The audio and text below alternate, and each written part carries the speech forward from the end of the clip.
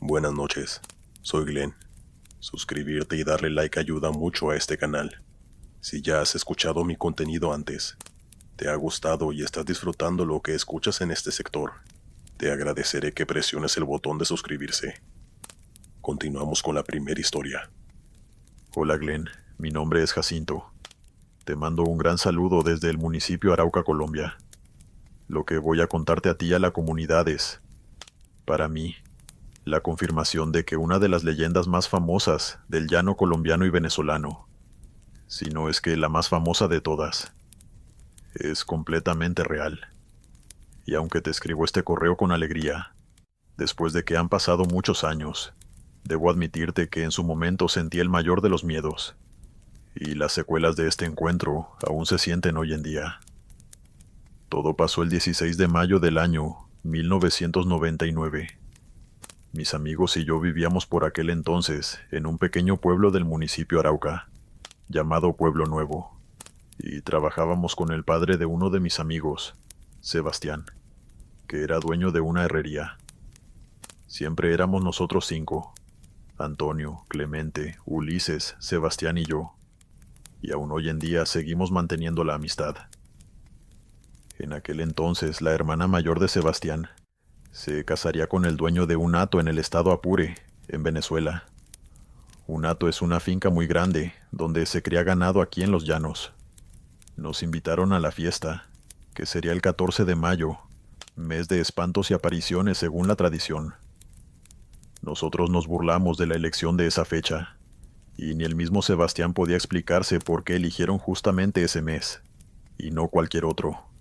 Pero bueno, una fiesta era una fiesta, y según nos contó Sebastián, no sería exactamente pequeña teniendo en cuenta lo pudiente económicamente que era su cuñado.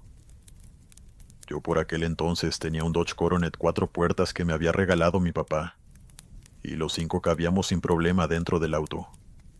El plan era que, de camino al hato donde se celebraría la boda, nos iríamos con el padre de Sebastián. Él conduciría adelante, con sus hijas menores y su señora esposa, y nosotros lo seguiríamos en mi auto con Sebastián y los otros. El viaje ocurrió sin problemas, bien temprano en la mañana, y a eso de las 9 de la mañana del 14 de mayo estábamos en el hato, en el estado Apure. Ayudamos en lo que hiciera falta para terminar las preparaciones, y a eso de las 5 de la tarde se estaban casando, con el atardecer llanero de fondo. Que hubiese muchos mosquitos no le importó a casi nadie, y la fiesta no se hizo esperar. Bebimos, bailamos y comimos hasta quedar hartos ese viernes, y el sábado nos despertaron con sopa. Se sacrificó una vaca y 2 cochinos para la ocasión, y en la noche la fiesta siguió. Nosotros cinco, que por aquel entonces no teníamos más de 25 años, estábamos disfrutando como locos, pero el padre de Sebastián nos avisó que se devolvía el domingo temprano a Pueblo Nuevo. En ese momento, el hermano del novio, del que nos habíamos hecho buenos amigos, nos pidió que no nos fuéramos, porque el domingo habría toros coleados y un conjunto que llegaría desde el estado Portuguesa para cantar. Le prometimos al padre de Sebastián que el domingo por la madrugada saldríamos, y que no se preocupara porque el lunes a primera hora estaríamos en nuestros puestos de trabajo. Él no parecía feliz, y nos advirtió que ya había sido suficiente parranda, y que mejor nos fuéramos con él. Jóvenes e imprudentes, le dijimos que no tenía de qué preocuparse, que llegaríamos bien, el lunes por la mañana. El domingo fue increíble, pero yo dejé de beber porque sabía que esa noche tendría que manejar. Sebastián, Clemente, Antonio y Ulises no fueron tan considerados con sus hígados como yo, y a eso de las 10 de la noche estaban borrachos y muy reacios a irse. Sin embargo, logré convencerlos. Nos despedimos y comencé el camino de regreso a Colombia, sintiendo el aire enrarecido y con un mal presentimiento entumeciendo la punta de mis dedos. La carretera rumbo a la frontera estaba totalmente oscura. Solo los faros de mi coronet iluminaban el camino, mientras veía a lo lejos los relámpagos que surcaban el cielo nublado. La brisa me advertía que pronto iba a comenzar a llover, y aunque mis compañeros en un principio estaban animados, gritaban y seguían bebiendo en el auto, pronto se quedaron callados, pensativos, menos Ulises, que se durmió casi de inmediato. Los notaba agotados y con buena razón, pero no se quedaron dormidos, y en su lugar me pidieron que encendiera la radio. Intenté sintonizar cualquier emisora, pero todas tenían estática. La única opción para evitar el silencio era conversar, pero antes de que alguno de nosotros pudiera decir una sola palabra, un silbido largo y melódico resonó tan cerca del carro que pensé que uno de mis amigos había sido. No es gracioso, no se burlen de esas cosas, dijo de pronto Antonio, que iba de copiloto. Volteó para atrás, y yo los miré por el retrovisor, pero ni Clemente ni Sebastián se reían. De hecho, los vi ponerse pálidos, y Ulises seguía dormido. Estaba viendo sus bocas, las de los tres de atrás, con Antonio justo a mi lado cuando escuché de nuevo ese silbido un poco más lejos. En ese momento, todas las leyendas y cuentos de mi infancia volvieron a mi cabeza de golpe. Del susto a todos se les pasó la borrachera, y Ulises se despertó por la conmoción preguntando qué pasaba. No hizo ni falta que le explicáramos, porque justo cuando hizo la pregunta, el silbido sonó lejano, a kilómetros de nosotros. Yo estaba pisando el acelerador, con el corazón en la garganta y las manos apretadas tan fuerte en el volante, que los dedos me dolían. Porque la leyenda del silbón dice que mientras más lejos escuchas los silbidos, más cerca está. Sé que no todos deben conocer esta leyenda, pero en el llano de estos dos países es muy famosa. Yo pensaba que era solo eso, una leyenda, un mito inventado para que los jóvenes como nosotros no bebieran demasiado. La leyenda del silbón dice que es el ánima maldita de un muchacho consentido, que en un arrebato de ira asesinó a su propio padre para comerle la asadura, el hígado. Cuando su abuelo lo descubrió, lo amarró de un poste y le destrozó la espalda a latigazos. Le echó ají picante en las heridas y le soltó a los perros para que terminaran el trabajo, mientras lo maldecía, diciendo que hasta que Dios lo perdonara, tendría que vagar por el llano, cargando los huesos de su padre. Su alma ahora vaga por los llanos venezolanos y colombianos, desquitando su ira y su dolor con los borrachos y los infieles, que se encuentra por el camino, advirtiendo de su llegada con su largo y melódico silbido que mientras más lejos suena, más cerca está. Pero solo era una leyenda, ¿no? Un mito, un invento, solo es una historia.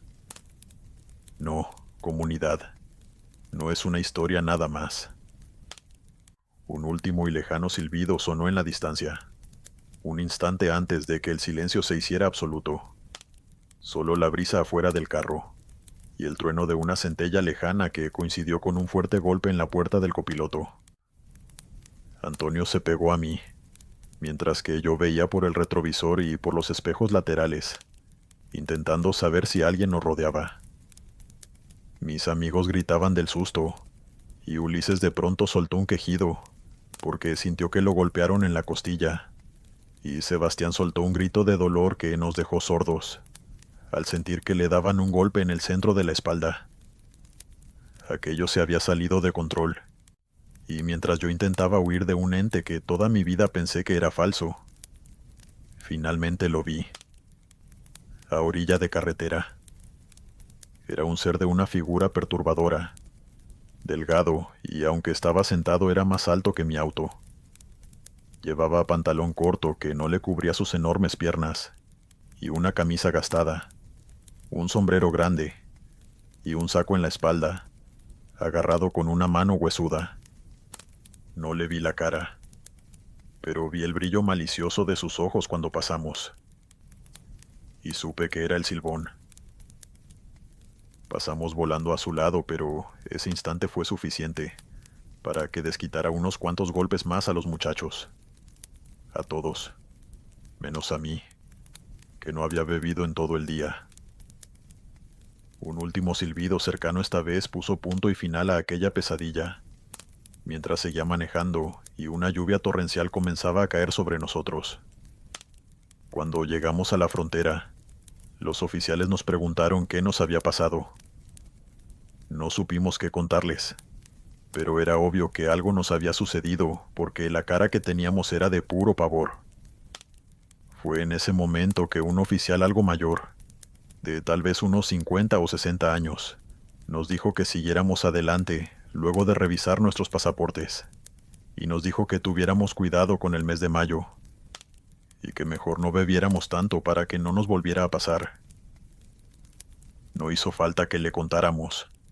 Se notaba que él lo sabía todo con solo vernos las caras, y los moretones que se empezaban a notar. Mientras conducíamos rumbo a Pueblo Nuevo, todos íbamos en silencio, sobrios y bien despiertos, preguntándonos si todo aquello había sido real. Yo no terminaba de creérmelo, pero los muchachos tenían sobre su piel las sólidas pruebas de que algo nos había sucedido en el llano apureño. Dejé a cada uno en su casa, y cuando llegué a la mía, le pedí la bendición a mi madre que me estaba esperando despierta. Me disculpé por preocuparla y me eché a dormir. Pero no pude, porque lo único que podía ver cuando cerraba los ojos era ese horripilante ser a orilla de la carretera. A la mañana siguiente, luego de no dormir nada, fui a trabajar, y ahí el papá de Sebastián me preguntó muy preocupado qué nos había pasado. Sebastián tenía fiebre y temblores, y tanto Ulises como Clemente aún no habían llegado. Antonio estaba ahí, pero también estaba inquieto y con grandes moretones en los brazos y en el cuerpo. No quería contarle al padre de Sebastián lo que vivimos, hasta que yo llegara para que le confirmara que no se había vuelto loco. Él, el padre de Sebastián, se lo temía, y de hecho ya podía intuir que eso era lo que nos había pasado, pero no quería aceptarlo.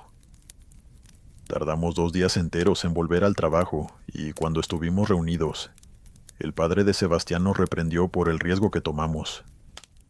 Y de cierta manera, diciéndolo sin decirlo, nos dio a entender que nos lo teníamos merecido. A partir de aquel día controlamos el alcohol, y no bebimos tanto, pero las consecuencias quedaron en forma de cicatrices, y a Ulises le quedaron secuelas en el cuerpo, con pequeños temblores en las manos y en el cuello. Yo ya no puedo conducir de noche, y en las raras ocasiones que un viaje se prolonga, mi esposa tiene que darme un calmante y tomar ella el volante. Los muchachos y yo aún nos reunimos, al menos una vez al mes. Somos buenos amigos, y cada quien hizo su vida. Sin embargo, no solemos hablar de este tema, ya que es muy incómodo y doloroso para todos, pero sobre todo para ellos, que vivieron en carne propia la ira del Silbón. Yo, por mi parte, no he dudado ni un segundo de su existencia desde aquella noche de mayo. Lo que aún me pregunto cuando escucho la leyenda es: ¿qué cosas son reales y cuáles otras un mito? Solo ataca a los borrachos o a cualquier despistado que tenga el infortunio de cruzarse en su camino. Y si él es real, como pude comprobarlo, ¿será que otras leyendas del llano también lo son? Como la Llorona, la Sayona. No lo sé, pero de algo estoy seguro. Tampoco me hace falta saberlo para tenerles un profundo respeto. Porque, como dice un dicho, de que vuelan, vuelan. Continuamos. Buenas noches. Mi nombre es Gabriela y soy de Ecuador. Vivo en una región un poco apartada y rural. Y aunque la vida de unos años para acá se ha hecho un poco más difícil debido a la delincuencia, tenemos que seguir adelante. Yo, en mi caso, tengo que hacerlo, ya que mis padres dependen económicamente de mí. Sucede que mi trabajo implica viajar mucho por carretera, ya que soy la encargada de la distribución de varias vacunas para enfermedades comunes. Eso implica que debo viajar de pueblo en pueblo y contactar con las clínicas y los centros de salud para saber qué materiales y vacunas hay que reponerles. Podía hacerse por teléfono, pero la verdad sea dicha, muchas veces estos lugares no tienen una cobertura medianamente decente, o los doctores y encargados no tienen tiempo para responder mis llamadas. Por esa razón, mi jefe insiste en que haga las visitas a domicilio, tanto para recibir los pedidos como cuando llegan los encargos, para asegurarme de que todo esté en orden. Fue en uno de estos viajes por carretera, dirigiéndome a un pueblo pequeño del oriente de mi país, cuando lo que estoy por contarles sucedió. En aquel entonces era 2023 y acababa de cumplir 29 años. Tenía 4 o tal vez 5 meses en el trabajo, y aún no estaba acostumbrada a conducir largas distancias. Me dolía la espalda, y aunque salí a las 4 de la tarde para un viaje de 2 horas, un accidente en la carretera me detuvo en el tráfico hasta eso de las 6. Por eso eran las 8 cuando yo, recién me estaba acercando a mi destino. Había reservado la habitación de un hotel, y estaba deseando con todas mis fuerzas llegar al lugar, pero todavía faltaban unos 15 minutos según mi aplicación del mapa. Venía escuchando un podcast, cuando de pronto el sonido se detuvo y la pantalla de mi teléfono se apagó. Pensé que mi teléfono se había apagado por alguna razón, así que con un dedo intenté reiniciarlo. Sin embargo, se encendió de inmediato. Intenté entrar a Google Maps de nuevo, pero algo raro pasó. El mapa estaba en blanco y la flecha que indicaba mi posición estaba en medio de la nada, sin carretera, sin indicaciones. Me detuve en seco en cuanto pude. Revisé la señal de mi teléfono, pero todavía tenía internet. Volteé a los lados, y salvo algunas casas lejanas no había nada. Eso me puso un poco nerviosa, ya que era la primera vez que conducía a ese pueblo en específico y no conocía la ruta. Además, la carretera hasta ese momento había demostrado no estar muy bien señalizada, así que extraviarme hubiese sido muy sencillo. Sin embargo, un instante después la señal del GPS volvió. Miré a mi alrededor y comencé a conducir en línea recta, y aunque me pareció extraño cuando la app me lo indicó, giré a la derecha, en un cruce que se desviaba de la carretera principal por una calle estrecha, iluminada por una farola. Más adelante había algunas casas, y frente a una de ellas 2 niños jugaban con una pelota, en silencio. Seguí de largo, pasé frente a las casas, y conduje por unos 10 minutos en línea recta por una calle solitaria y sin luz, hasta que, y se los juro por Dios comunidad, volví a la carretera principal. Me cuesta explicar cómo me sentí en ese momento. No hubo curvas, no hubo desvío, solo una calle estrecha por la que conduje en línea recta, hasta que volví a la carretera principal, algunos kilómetros antes de cruzar a la derecha. El mapa me indicaba que debía volver a cruzar a la derecha y continuar por la carretera. Obedecí, no sin mucha desconfianza de por medio, y manejé unos 5 minutos hasta que, de nuevo, me encontré en ese cruce, y la app me indicó que debía cruzar a la derecha. Me frené, sin saber bien qué hacer. No sabía llegar al pueblo, y el mapa me indicaba que volviera a pasar por aquel pequeño vecindario con 4 casas, conduciendo por esa calle estrecha. No tenía opción, ya que tampoco había nadie en la calle a quien preguntarle. Volví a cruzar a la derecha y manejé lentamente por ese largo camino asfaltado. Volví a ver a los niños que jugaban en silencio, y esta vez me devolvieron la mirada, extrañados de que volviera a pasar. Volví a conducir por unos 15 minutos, y se me vino el alma al piso, cuando vi la carretera de nuevo, luego de haber conducido en línea recta. Me estacioné donde pude y me bajé del auto con el teléfono. En ese punto estaba realmente nerviosa por lo que estaba pasando, y quería ver si la señal estaba bien. Reinicié el teléfono y caminé de un lado a otro de la carretera, pero no venía nadie, ni se escuchaba nada, ni siquiera el viento. Me di cuenta de lo silencioso que estaba todo, y me devolví corriendo a mi auto cuando el teléfono volvió a encenderse. Entré a Google Maps, y de nuevo me marcó esa extraña ruta. Yo no quería volver a pasar por ahí, pero tampoco podía quedarme detenida en ese punto. Así que respiré profundo y decidí que conduciría en línea recta hasta que encontrara un lugar abierto para pedir indicaciones. Avancé. Ignoré cuando el mapa me dijo que cruzara a la derecha y continué mi camino por un par de kilómetros, mientras el teléfono me repetía una y otra vez que en 500 metros encontraría un retorno. Seguí de largo hasta que de pronto el teléfono se quedó en silencio y me dijo que en 300 metros cruzara a la derecha.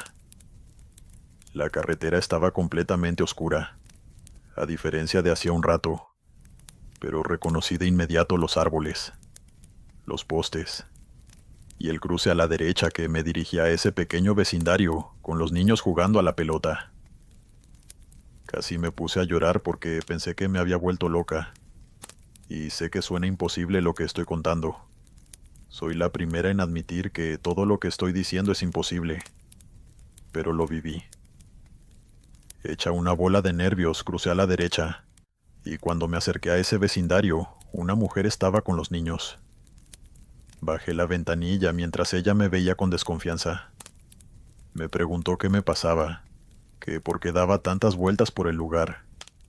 Al parecer los niños le advirtieron de que había un auto dando vueltas por el lugar. Era una señora de mediana edad, de unos 40 años o quizás 50.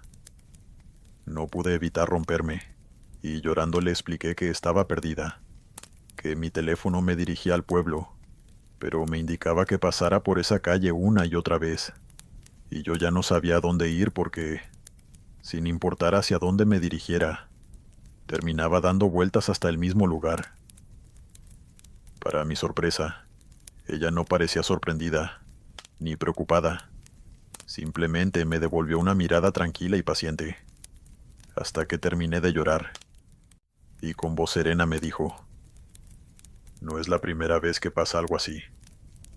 Tranquila, tú da la vuelta y sigue derecho por la carretera. No sé por qué los GPS fallan por aquí». Yo le expliqué que no era solo eso, sino que de verdad estaba conduciendo en círculos. Y ella me dijo que eso era normal, porque más adelante había un retorno que daba una vuelta en U hacia la carretera. Yo negué con la cabeza porque siempre había conducido en línea recta, y ahí ella se puso un poco más seria, diciéndome que eso era imposible.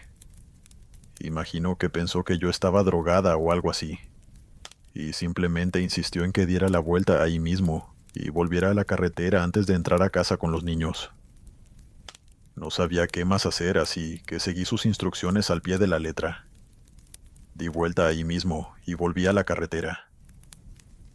En este punto, y aunque no sé muy bien cuál es la razón para que esto pasara, mi teléfono volvió a apagarse. Suspiré, y simplemente conduje en línea recta sin mirarlo, hasta que varios kilómetros más adelante vi una gasolinera. A lo lejos estaba el pueblo al que me dirigía. Lloré de alivio y 10 minutos después estaba en el hotel donde hice la reserva. Hoy en día, 2 años después, si me preguntan qué pasó, la verdad es que no tengo la menor idea.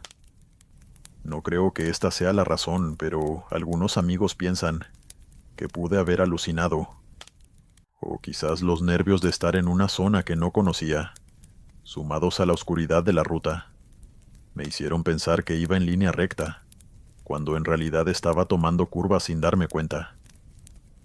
Sin embargo, solo yo estaba en esa situación, y estoy segura de que nunca tomé una curva. Esto es simplemente inexplicable. Nunca volvió a sucederme algo así, afortunadamente.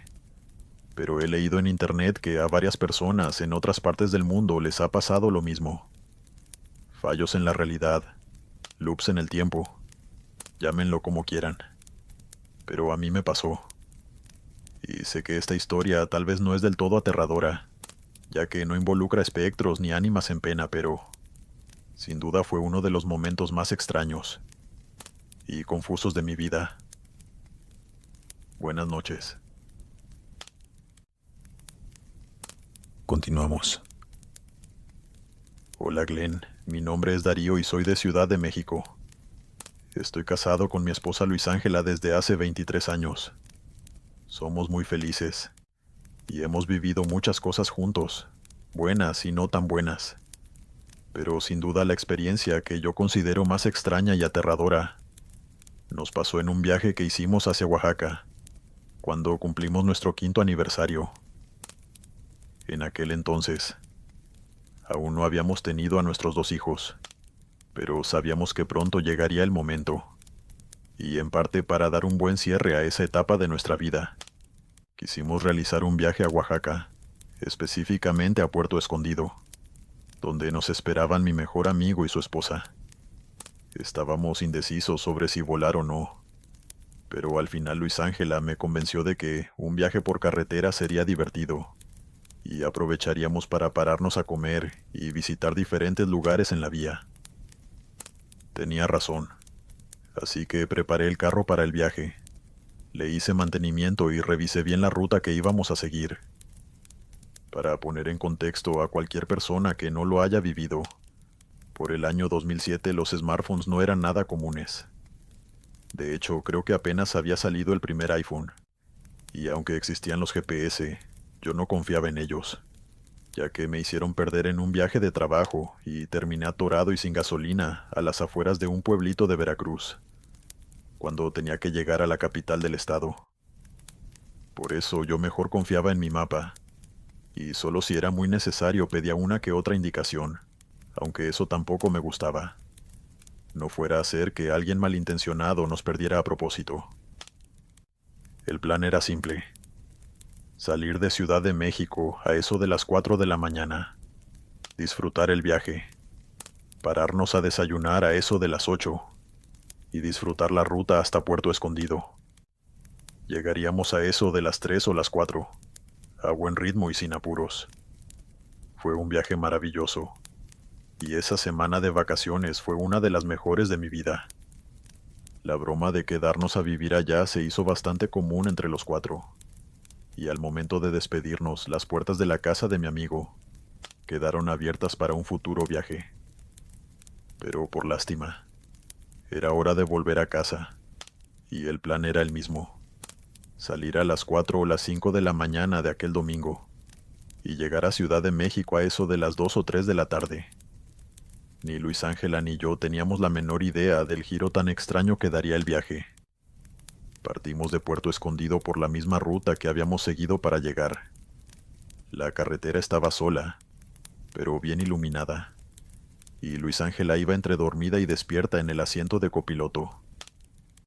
Yo tenía puesta música a un volumen muy bajo, y después de un rato, calculo yo que unos 20 minutos manejando, noté que esa mañana sería bastante oscura, ya que el cielo estaba nublado y a duras penas se notaban unos pequeños destellos del amanecer. Seguíamos avanzando por una carretera solitaria, rodeada por cerros altos y muchos árboles, cuando de pronto, antes de llegar a un túnel, que ahora sé que se llama el Túnel San Antonio, logré ver una silueta pequeña moviéndose a toda velocidad frente a la boca del túnel, de izquierda a derecha. Yo venía saliendo de una curva poco pronunciada, rodeada por pequeños cerros, así que tardé mucho en verla. Pero cuando lo hice me puse nervioso. En esa zona, salvo que estuviera muy bien escondida, no había ni debía haber ninguna casa. Había un pueblito más atrás, pero ahí, en medio de la nada, junto a un túnel, no tendría por qué haber alguien, y seguro tenía malas intenciones. Luis Ángela reaccionó ante mi repentina rigidez y me preguntó qué me pasaba.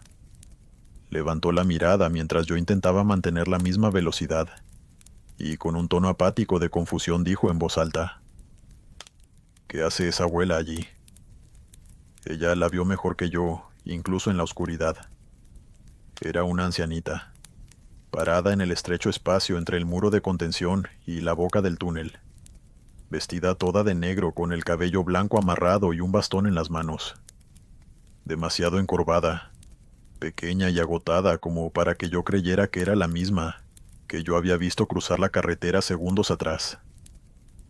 No me dio tiempo de pensar en parar o seguir. cuando de pronto el peor sonido que he escuchado en mi vida se dio. Un golpe en el motor, y poco a poco el auto perdió potencia.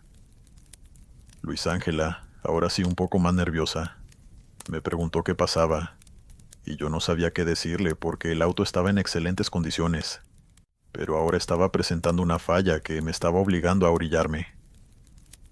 Eso me puso muy ansioso, ya que no había dónde estacionar en ese tramo tan estrecho de la carretera, y poco a poco nos fuimos acercando a aquella señora, con la inercia de las ruedas, hasta que el carro simplemente se detuvo frente a la boca del túnel. Y nos quedamos allí, fríos, viendo de reojo a esa mujer pálida, de ojos grandes y dientes amarillos, que se acercó lentamente a la ventanilla junto a Luis Ángela. Levantó uno de sus dedos y con la uña torcida golpeó el cristal diciendo: «¿Me ayudan? ¿Me ayudan?», una y otra vez, con una voz rasposa que no parecía natural. Sé que contado de esta manera parecía simplemente una anciana pidiendo ayuda a primera hora de la mañana, en un lugar extraño del camino. Pero comunidad, lo que Luis Ángela y yo sentimos en ese instante era que esa mujer, esa anciana que golpeaba insistentemente el cristal con su dedo, era en extremo peligrosa. Yo intenté poner en marcha el auto una y otra vez, mientras los vellos de la nuca se me erizaban. Luis Ángela, mientras tanto, me decía que teníamos que salir de allí, que no era una anciana normal, que algo malo traía. Pero el carro estaba muerto, y al terror creciente de esa anciana tan sospechosa, se sumó el hecho de que estábamos frente a la boca del túnel, y en cualquier momento un conductor podía venir, y se provocaría un accidente. Yo tenía el triángulo de seguridad en el maletero y unos conos, pero Dios sabe que no quería bajarme con esa anciana ahí. Respiré profundo y le dije a Luis Ángela que bajara un poco la ventanilla, solo lo suficiente para escucharla bien y poder responderle. De mala gana, mi esposa bajó la ventanilla unos milímetros, y de inmediato sentimos un terrible olor a putrefacción entrando a nuestro auto, mientras ella nos decía: «Ayúdenme, por favor. Necesito que vengas conmigo. Se me cayó la bolsa. Por allá», dijo señalando al otro lado del camino, de donde la había visto llegar corriendo. En ese momento, pese al fétido olor, sentí por un instante que estaba sobreestimando la situación. Quizás era una viejita muy rara, que vivía en la calle pero que en serio necesitaba ayuda. Le dije que me diera un poco de tiempo para poner el triángulo de seguridad, pero ella me dijo que por favor la ayudara, que sería rápido. Su insistencia me ponía nervioso, y por un instante pensé en hacerle caso. Pero de pronto, la mano de Luis Ángela junto a la mía me hizo pensar en lo peligroso que era dejar el carro así. Le dije que me esperara y entonces me bajé del carro. Aunque me bajé del carro con un impulso de confianza, en cuanto estuve abajo sentí como si caminara por un pantano. Cada paso me costaba, y un frío gélido en la espalda me hacía sentir una y otra vez que algo no estaba bien con esa situación. Las manos me temblaban y me costó mucho abrir el maletero, mientras que esa vieja se quedó cada segundo de espera junto a Luis Ángela. Yo saqué el triángulo de seguridad y unos pequeños conos, y retrocedí hasta el principio de la curva, a unos 30 metros de distancia, para ponerlos. Iba corriendo, y cuando volví, la vi donde la había dejado, mirando fijamente y de manera muy incómoda a Luis Ángela. Le grité que ya podía ayudarla, y que me dijera dónde estaba su bolsa para poder ayudarla. Una brisa fría cargada de ese olor a putrefacción me envolvió en ese instante, mientras me devolvía la mirada más amarga que he sentido en mi vida. La anciana señaló un espacio de tierra al otro lado de la carretera. Eran unos 5 o tal vez 10 metros. Me le quedé mirando, y aunque de pie junto al auto no podía ver a Luis Ángela, estoy seguro de que ella me estaba implorando que le quitara a esa anciana de encima. Le insistí que me mostrara dónde, y esta vez molesta, me dijo que la siguiera. Caminamos al borde del camino y me señaló el fondo de un barranco, Una bajada de fácilmente unos 40 metros hasta el fondo de una ladera, mientras yo tenía mi mirada fija en ese barranco, entendiendo de inmediato que aquello era imposible, y que además muy probablemente no había ninguna bolsa abajo. Noté que ella no estaba viendo hacia abajo conmigo, sino hacia la carretera, al auto, como si esperara algo. Todo pasó en fracción de segundos.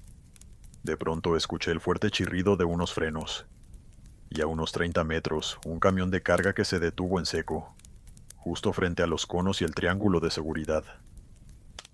El olor a putrefacción y el aire frío se acentuaron, y yo, aliviado y al mismo tiempo presa del pánico, vi a esa mujer cruzarse de brazos. Me disculpé y le dije que no sería capaz de rescatar su bolsa antes de volver corriendo al auto, para encontrarme con el camionero que se había bajado de su vehículo para preguntarme qué me pasaba. Me di cuenta de que él también podía sentir ese extraño y putrefacto olor, y cuando le dije que tenía una falla, ese camionero, un poco mayor, vio de reojo a la anciana y me dijo que, si quería, me remolcaría hasta el otro lado del túnel, o hasta un lugar donde pudiera orillarme de forma segura. Yo le agradecí, ya que en serio quería salir de aquella situación tan extraña, y en cuestión de algunos minutos había amarrado una cuerda gruesa a mi parachoques, y otra a la parte posterior de su camión. En todo momento hasta que nos fuimos de allí, la anciana nos siguió observando, apretando con sus decrépitas manos el bastón en sus manos, y mirando sobre todo a Luis Ángela, que nunca se bajó del auto. Mientras avanzábamos por el túnel, en silencio, miré por el retrovisor, y esa anciana se detuvo en medio de la carretera para vernos, hasta que desaparecimos por la curva del interior del túnel. Suspiré aliviado, a medida que el olor rancio se disipaba, pero Luis Ángela seguía como muda. Unos kilómetros más adelante vimos una zona para orillarnos, y el camionero se estacionó ahí, también con un gesto de alivio. Gracias a Dios pusiste esos conos y el triángulo. No los hubiese visto nunca en esa curva de ahí, me comentó con un tono tranquilo, mientras yo abría el capó de mi auto.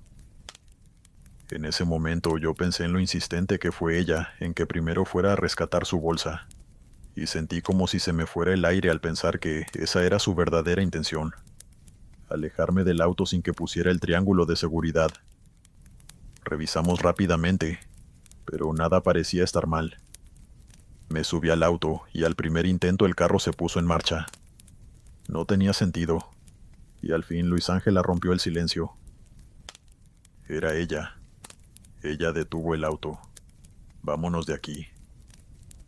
Me avergüenza tener que admitir que, recién en ese momento, me di cuenta de que Luis Ángela estaba llorando, en estado de shock. El camionero me dijo que todos nos salvamos de algo horrible esa mañana, y que nos deseaba lo mejor a ambos antes de irse. Yo me disculpé con ella por haberla dejado sola, pero ella me dijo que simplemente nos alejáramos lo más posible de ese lugar. Unas 3 o 4 horas después, cuando nos detuvimos a desayunar en un pueblo muy lejano, Luis Ángela me dijo lo que pasó mientras yo ponía los conos y el triángulo de seguridad. Esa anciana empezó a tocar el cristal, dibujando formas raras con el dedo, y empezó a preguntarle si quería tener hijos, si quería ser una buena madre y cosas por el estilo. El tono en el que lo preguntaba era muy incómodo, y ella sintió mucho miedo, así que dejó de devolverle la mirada. El olor pútrido se hizo más fuerte, y de pronto la anciana le hizo una pregunta que a Luis Ángela le causó verdadero pavor. ¿Crees que le vaya a dar tiempo de frenar?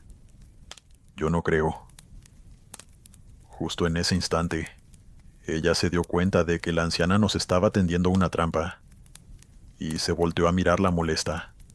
Pero la rabia dio paso muy rápido al miedo, cuando vio que la piel de esa anciana se descascaraba y se hundía, como si le estuviera cayendo la carne del cuerpo. Luis Ángela no tuvo ni siquiera tiempo de gritar antes de quedarse sin aliento, aterrada por la imagen sobrenatural que estaba frente a ella. Fue en ese instante que yo llamé a la anciana, para que me indicara dónde estaba el bolso. y por eso le molestó tanto que la interrumpiera. Obviamente estaba muy ocupada mortificando a mi esposa. Las intenciones de esa cosa se hicieron evidentes. Lo único que buscaba en ese tramo solitario y aislado de la carretera era provocar un accidente, y mientras más víctimas mejor. Pero al parecer, tenía una especial saña contra Luis Ángela. Con el tiempo hemos regresado a Puerto Escondido, y no volvió a pasarnos nada ni remotamente parecido. Pero de igual forma, siempre que cruzamos ese túnel, recordamos el encuentro que tuvimos con una entidad que, descaradamente, quiso poner fin a nuestras vidas. Continuamos. Buenas noches, comunidad. Mi nombre es Raúl, y vivo con mi esposa en el estado de Morelos. Hemos formado una hermosa familia, y puede decirse que tuvimos la fortuna de poder comprar nuestra propia casa y hacer un hogar juntos, pero esto no sin su cuota de dificultad. Y como pronto verán, también una pequeña cuota de terror. Antes de casarnos, mi esposa, Margarita, no vivía en la misma ciudad que yo. De hecho, ni siquiera vivía en el estado de Morelos, sino en un pequeño pueblo de Veracruz, a las afueras de Córdoba. Esto fue en el año 1987, más o menos. Y si se preguntan cómo nos conocimos, pues una serie de coincidencias hicieron que nos presentaran en la boda de una amiga en común. Pero esa es otra historia. El punto es que nos enamoramos, y ninguno de los dos estaba dispuesto a que la distancia nos alejara. El problema es que su casa me quedaba exactamente a 7 horas de camino, y ni de broma tenía el dinero para pagar un boleto de avión ida y vuelta si pretendía visitarla todos los fines de semana. Por eso decidí tomar mi auto, un Honda Civic del 76, y viajar a Veracruz para poder verla y pasar los fines de semana con ella. Todos los viernes por la tarde, luego de trabajar, iba a mi casa. Me despedía de mi madre y tomaba carretera hasta el hogar de Margarita, a lo que me exponía por amor. Los viajes por lo general eran silenciosos, y las carreteras no estaban del todo mal alumbradas, pero con el tiempo aprendí que había algunos tramos que estaban en completa oscuridad, y con muy poco tránsito. Gracias a Dios nunca me pasó nada malo. No tuve ningún encuentro con la delincuencia, y de hecho le agarré gusto a viajar por la noche. Incluso si me volvió tradición detenerme en un puesto en específico, en el estado de Puebla, cerca de Atlixco, para comer y tomarme algo antes de seguir con mi viaje. También me gustaba viajar escuchando varias emisoras de radio FM, y a medida que iba avanzando la noche, yo saltaba de emisora, buscando programas interesantes o canciones que me gustaran. Cuando sucedió esta historia, yo llevaba ya 5 meses visitando a Margarita todos los fines de semana, sin falta. En una que otra ocasión logré convencerla de volver a Cuernavaca conmigo para pasar la semana juntos. Las cosas iban muy bien, y un viernes cualquiera, ya a eso de las 6, me despedí de mi mamá como siempre. Me monté en mi Honda Civic y tomé camino. No sé qué mes era exactamente, pero sí recuerdo que, a medida que se hacía de noche, noté que tenía mucho frío y que la carretera estaba más sola de lo habitual. Cuando me detuve en mi lugar favorito para comer, la señora que normalmente me atendía estaba algo nerviosa y apurada. Cuando le pregunté qué le pasaba, ella me dijo que la noche estaba muy fea y que había algo en el aire que simplemente no le gustaba, que quería cerrar temprano porque en noches así no es bueno andar por la calle. Me pareció superstición y nada más. Y cuando me aconsejó conseguir un alojamiento para no seguir mi viaje tan de noche, yo no le hice caso. Solo le agradecí por el consejo. Terminé de comer y seguí mi camino unos 20 minutos después. Aún a día de hoy me pregunto si esa señora sabía algo que yo no, o si solo tuvo el presentimiento de que una sombra siniestra estaba creciendo más adelante en la carretera. Tuve oportunidad de preguntárselo a la semana siguiente, pero ella aseguró no saber de lo que le hablaba. De hecho, ni siquiera recordaba haber tenido esa conversación conmigo, pero estoy seguro de que mentía. Y no sé por qué. No recuerdo exactamente a qué hora salí del puesto de comida, pero ni bien me monté en el auto, la señora cerró su negocio. Sintonicé una estación de radio que me gustaba mucho porque ponía rancheras, y conduje unos 20 minutos hasta que, poco a poco, la señal fue desapareciendo. Eso me extrañó, ya que en esa zona siempre tenían una buena cobertura. Vi al cielo y las nubes negras me dejaron claro que se acercaba una tormenta. Empezaron a caer gotas de lluvia sobre mi parabrisas, y sentí la carretera más solitaria y oscura que nunca. Cambié de emisora, para que al menos una voz me acompañara, y sintonicé un programa deportivo que me gustaba escuchar. Los comentaristas hablaban de un partido reciente entre el América y el Cruz Azul, cuando de pronto la tormenta se desató. Pesadas gotas de lluvia caían sobre mi auto, golpeando el techo y nublándome la vista mientras la emisora perdía la señal poco a poco. Yo me apoyé sobre mi asiento, y con pañuelo en mano tenía que limpiar el parabrisas con una mano y mantener el volante firme con la otra, ya que éste se empañaba cada pocos minutos. Una niebla densa comenzó a rodearme, y de pronto la idea de orillarme en la carretera no pareció nada descabellada, porque conducir en esas condiciones se había vuelto imposible. Mientras tanto, la emisora seguía sonando, pero las voces de los locutores estaban siendo opacadas por el ruido de la estática. En contadas ocasiones se entendían frases entrecortadas, antes de que la estática volviera a consumir sus voces. Me estaba poniendo nervioso debido al clima, y empecé a observar la orilla de la carretera en busca de un buen lugar donde detenerme. ¿Cómo iba a saber yo que estaba a punto de tener uno de los encuentros más aterradores de mi vida? En ese momento, mientras avanzaba por la carretera a unos 30 o quizá 20 kilómetros por hora, vi a una mujer parada a orilla de carretera. La niebla y la lluvia no me dejaron detallarla bien, pero se veía sucia y empapada. Sentí demasiada lástima por ella, ya que sabía que en ese tramo del camino no había casas. Asumí que a la pobre debían haberla echado del auto donde venía, y se quedó varada en medio de la nada bajo la lluvia. Detuve mi auto de inmediato para intentar socorrerla. Bajé la ventanilla un poco, y con todas mis fuerzas grité que se subiera. En lugar de que ella alcanzara mi auto, lo siguiente que escuché fue que, entre las voces de los locutores y la estática, se oían los gritos de una mujer. Era muy sutil al principio, así que supuse que la señal de otra emisora se estaba cruzando. Me mantuve estacionado a orilla de camino, con las luces intermitentes encendidas para que ella pudiera ver dónde me detuve, y mientras tanto estuve cambiando de emisora. Cualquier emisora sin estática me servía con tal de no escuchar esos gritos tan incómodos.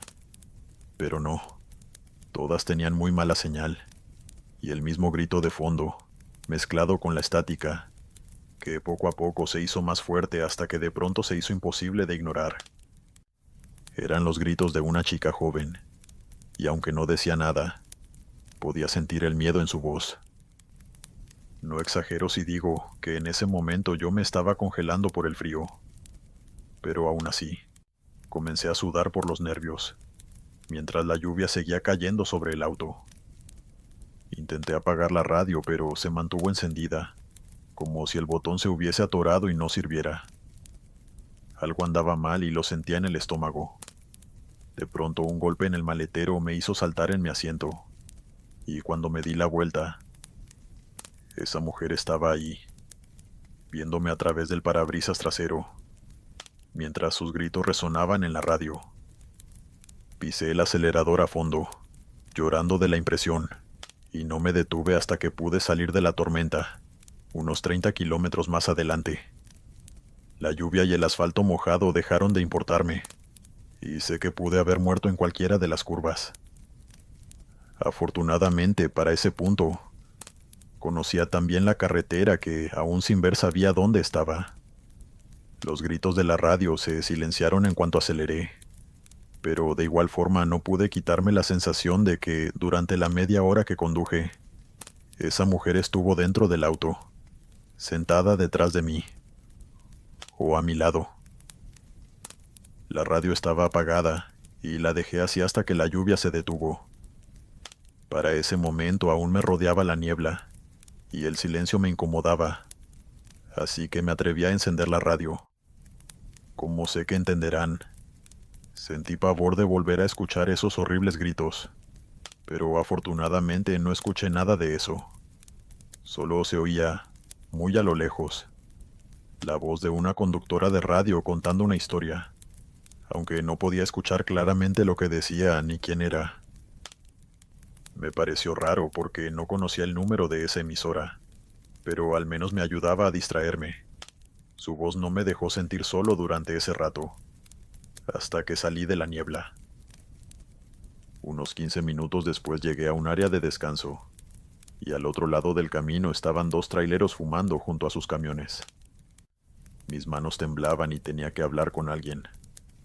Me extrañó mucho que me vieran con tanta impresión, y cuando los saludé, uno de ellos me dijo: «¿Cruzaste ese tramo con toda esa lluvia y esa niebla?». Cuando le dije que sí, se sorprendieron bastante, y el otro me preguntó si acaso estaba loco. Me contaron de todos los accidentes que había en ese lugar, y que debería haberme quedado en algún pueblo cuando noté que el clima estaba tan feo. Aunque estuve hablando con ellos unos 5 minutos, no me motivé a decirles lo que escuché, ni lo que vi en ese tramo de carretera. Sin embargo, me dijeron algo que hoy en día me deja frío cuando lo recuerdo. «¿Y tu esposa a dónde se fue? Qué raro que no ha regresado». Me puse pálido y le pregunté de qué hablaba. Ambos me dijeron que me vieron llegar con una joven en el asiento del copiloto, y que un minuto después de bajarme ella se bajó, y pasó a la parte de atrás de la zona de descanso. Yo les dije que venía solo, y ambos se vieron con desconfianza, guardando silencio. La situación se volvió muy incómoda, y tuve que irme de ahí. Cuando llegué a mi auto, la radio estaba encendida, sintonizando la emisora FM del programa de fútbol, como si nunca la hubiese quitado en primer lugar. Entonces la mujer que hablaba por la radio. Solo suspiré, y aunque nunca he sido muy religioso, me persigné e intenté seguir con mi camino como si no pasara nada. No sé cómo explicar lo que pasó, pero sin duda fue lo más aterrador que viví en carretera. Y aunque no me arrepiento de haber viajado ese fin de semana a Veracruz, porque la pasé muy bien con Margarita, y fue cuando decidí que quería casarme con ella. Lo cierto es que también quedé con un mal sabor de boca al no entender qué sucedió en ese tramo de carretera.